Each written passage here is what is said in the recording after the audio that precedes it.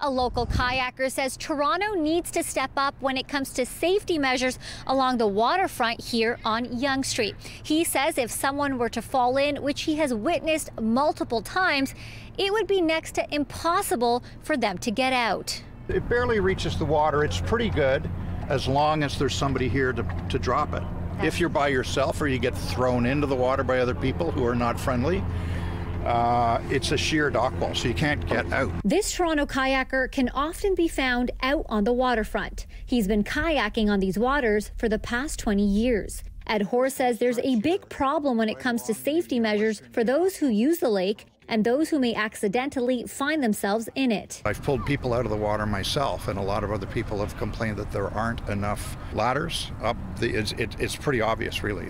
When you're down in the water, kayaking around, you see people in trouble. We reached out to Parks, Forestry and Recreation for a comment, and here's what they said. In part, ladders installed on dock walls are an old standard for life-saving. The new life-saving stations include a ladder, a hook, and a ring. The City of Toronto currently manages 441 life-saving stations across approximately 60 kilometers of shoreline. The city is currently undertaking an evaluation of all life-saving stations at designated beaches and swimming areas as priority locations. We continue to work with the Life Saving Society to ensure we meet or exceed all safety standards. The problem is that there aren't ladders built into the dock wall. The dock wall is 6 or 8 feet high here, for example.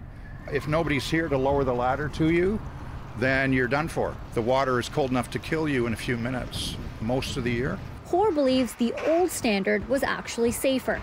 And while there are dock walls where those ladders remain, some of them are in pretty rough shape and clearly need to be replaced. I want the city to, first of all, probably do an audit of all of the seawalls and then build really sturdy safety ladders that go down to the water's edge perhaps every 100 meters or some.